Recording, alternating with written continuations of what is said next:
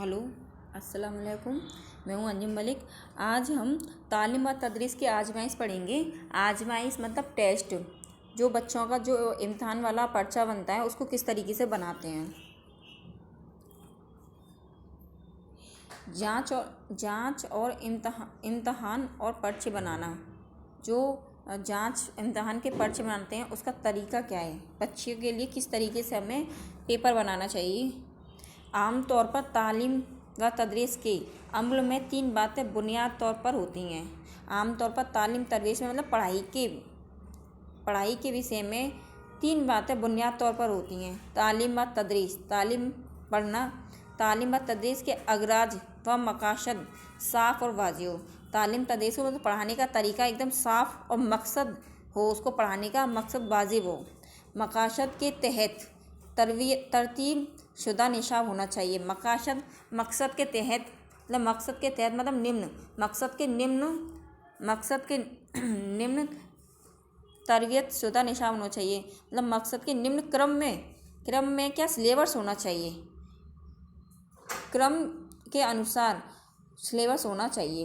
निसाब के मुताबिक मतलब सिलेबस के मुताबिक तदरीसी मतलब पढ़ाने के तरीक़ों का तायीन और तरबियत याफ्ता उस्तादों के ज़रिए तदरीसी अमल, मतलब जो सिलेबस होता है सिलेबस के मुताबिक ही पढ़ाना चाहिए बच्चों को। और जो तरबियत मतलब शिक्षण याफ्ता उस्तादों के ज़रिए तदरीसी अमल है, मतलब ऐसे उस्तादों को निसाब को पढ़ाना चाहिए जिन्होंने ट्रेनिंग ले चुकी है। इन बातों को मद्देनज़र रखकर हर स्कूल में तकरीबन साल भर तक तदरीस व तालीम का निज़ाम और कायदा तय किया जाता है। इन बातों को मद्देनज़र रखकर सारी बातों को मद्देनज़र रखकर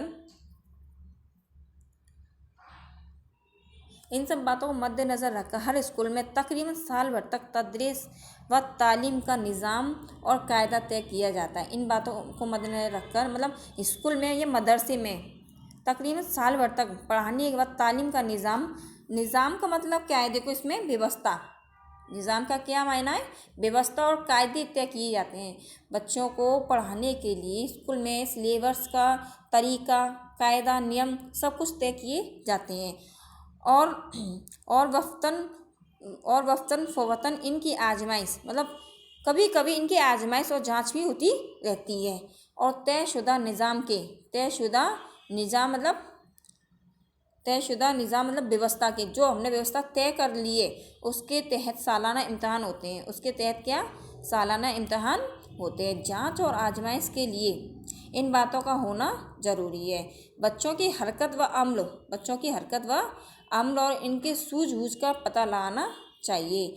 बच्चों की ताकते अमल मतलब वो पढ़ने के लिए उनका दिमाग में कितना विकसित हो चुका है, कितना होना है, वो कितना पढ़ सकते हैं, उसका पता लगाकर तब्दीली का अमकान तलाश करना चाहिए।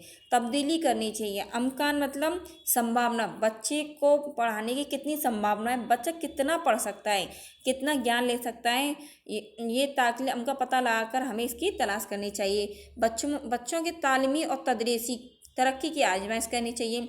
बच्चों की तालीमी और तदरीसी मतलब तालीम कितनी पढ़ाना है, हमें कौन सी तालीम देनी है, बच्चों को तरीके की आजमाइश करनी चाहिए, हमें उनकी कभी कभी जांच करनी चाहिए।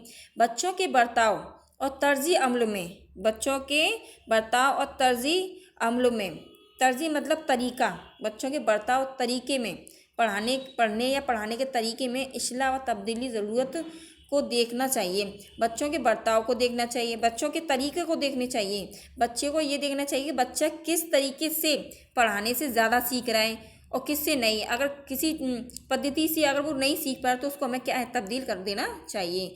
मारूजी सवालात तरतीब देकर तालबा से तहरीरी जवाब लिखकर जांच करनी चाहिए। मारूजी सवालात मतलब जो ऑप्शन वाले क्वेश्चन होते हैं ना, वो बच्चों को देकर उनकी जवाब लिखकर जांच होनी चाहिए।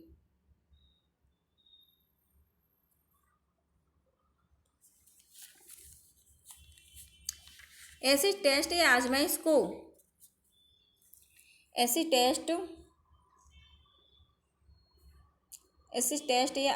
को कहा जाता है जो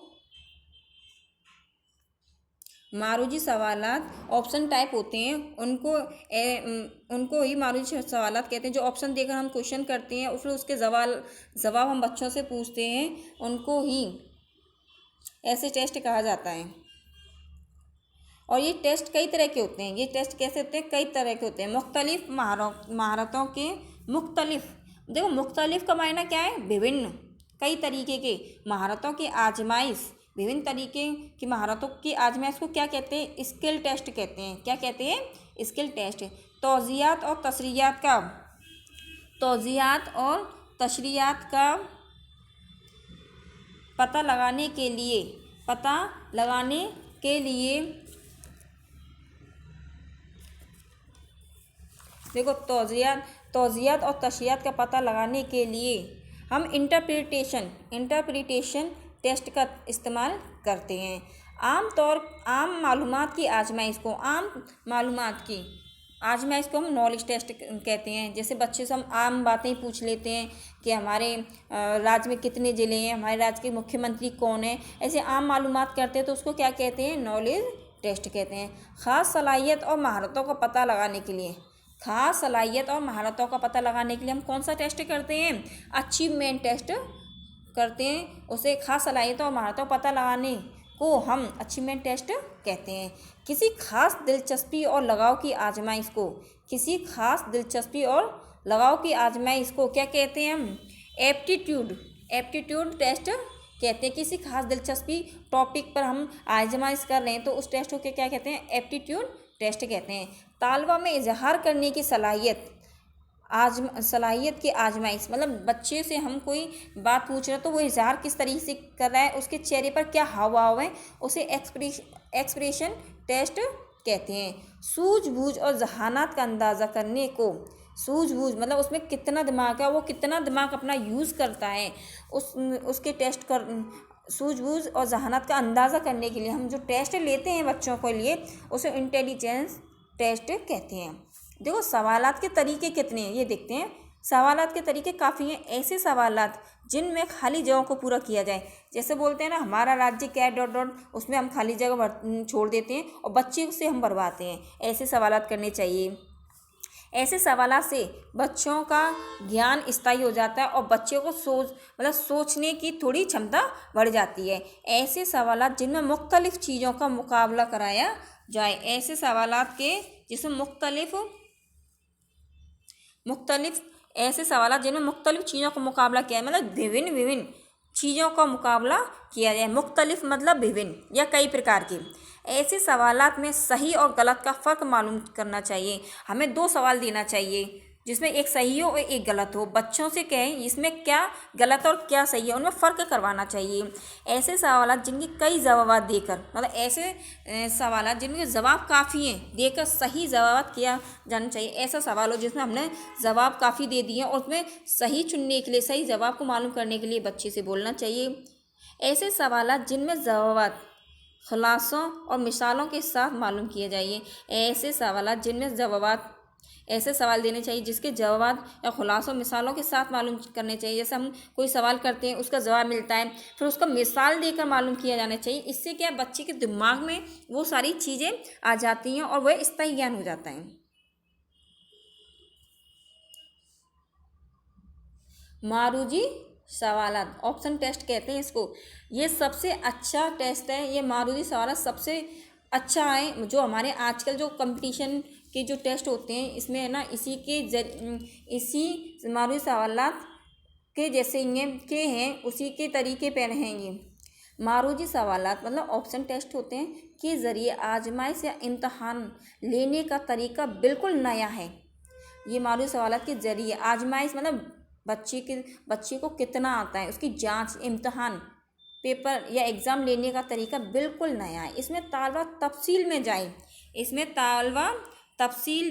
जाए, मतलब इसमें हम ऑप्शन टाइप देते हैं तो हमने कोई क्वेश्चन दिया तो तफसील मतलब क्या, विवरण में ये क्वेश्चन कहाँ से आया, इसमें क्या आंसर आएगा, तो पूरा विवरण उसके दिमाग में आ जाए, बगैर सिर्फ एक जवाब पे निशान लगाकर सही जवाब देने की कोशिश करें। जो 4 ऑप्शन आते हैं उसमें से हमें क्या एक को चुनना होता है और सही को चुनना होता है और इसी जवाब पर नंबर मिलते हैं। और इसी जवाब पर क्या मिलते हैं, सही देंगे तो उस पर क्या मिलेगा हमें, नंबर जो सही होता है। यानी इस तरह के सवालात में चार जवाब देकर सही जवाब मालूम किया जाता है। इससे तालबा की तदरीसी मालूमात का बड़ी हद तक पता चलता है।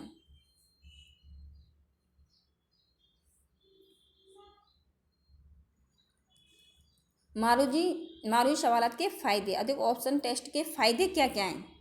मारूजी सवालात के ज़रिए तालबा की दरसी और सही व गलत मालूमात का अंदाज़ा होता है।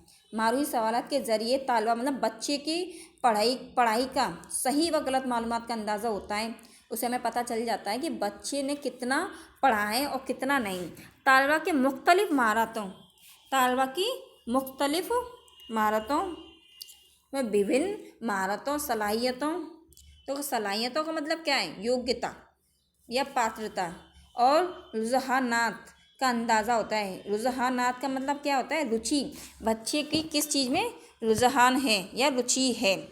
तालबा अपनी दरसी किताबों को अपना जो टॉपिक होता है उन किताबों को पूरी पढ़ने और याद करने की कोशिश करता है। दरसी किताब मतलब अपनी क्लास की किताब जो होती है उसको पूरा पढ़ने और याद करने की क्या करता है, कोशिश करता है।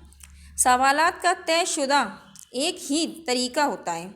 सवालात का तयशुदा क्या एक ही तरीका होता है और कापी जांचने का भी एक तरीका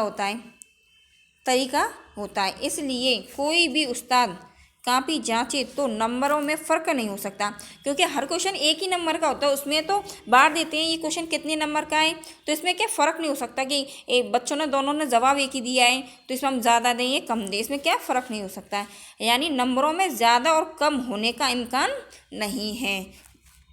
इसमें क्या नंबर ज़्यादा और कम होने का इम्कान नहीं है, संभावना ही नहीं है कि हम किसी बच्चे को ज़्यादा नंबर दें और किसी को कम दें। इम्कान मतलब संभावना। ये बात अलग है कि कोई जांचने वाला सही जवाब को गलत कर दे और गलत को सही कर दे। अब ये जांचने वाले की कोई गलती है, अगर वही ये बात अलग हो जाएगी कि कोई उस्ताद सही को गलत करता है और गलत को सही कर दे, तो नंबरों में फ़र्क आ जाता है। नंबरों में क्या आ जाता है, फ़र्क आ जाता है।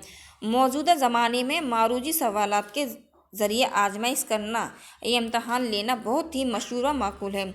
मौजूदा ज़माने में जो अभी है, जो वर्तमान है, प्रेजेंट में मारूजी सवालात के ज़रिए ऑप्शन टेस्ट के ज़रिए ही आजमाइश करना या जांच करना, यह इम्तहान लेना बहुत ही मशहूर व माकूल है। इसी मारूजी सवालात के ज़रिए ही इम्तहान लेना बहुत मशहूर हो गया है। अलबत्ता इसमें चंद खामियां भी हैं। अलबत्ता इसमें क्या है, चंद खामियां हैं। अगर किसी में अच्छाई हैं तो खामियां भी हैं कि तालबा अंदाजे से भी काम चला लेता है। कभी कभी तालबा बच्चा तुक्के देकर भी काम चलाता है। अगर जवाब सही हुआ तो उनको बगैर मेहनत के नंबर मिल जाते हैं। इसमें एक खामियां ये है कि बच्चे कभी कभी तुक्के से काम चला देते हैं और तुक्का सही भी हो जाता है कभी कभी, तो उनको क्या बगैर मेहनत के क्या मिल जाते हैं, नंबर।